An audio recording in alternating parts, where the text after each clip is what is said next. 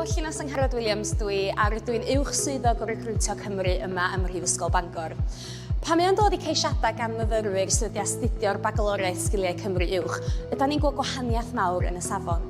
I'r rhai sydd wedi gwneud prosiect cymunedol byd eang, ydym ni'n gallu gweld dealltwriaeth dyfnach o materion byd eang, o hefyd sut mae hynna'n berthnasol yn lleol. Drwy'r prosiect cyfannau dyfodol, ydym ni'n cael myfyrwyr sydd wedi edrych i fewn mewn ddymder i opsiynau gyrfaoedd a be maen nhw eisiau gwneud unwaith maen nhw wedi graddio. A mae hyn yr rhan bwysig o'r cais.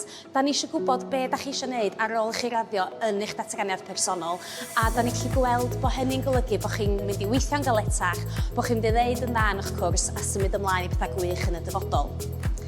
Efo'r prosiect unigol, mae'n rhoi cyfle i myfyrwyr i edrych i fewn i faterion gen nhw diddordeb ynddyn nhw.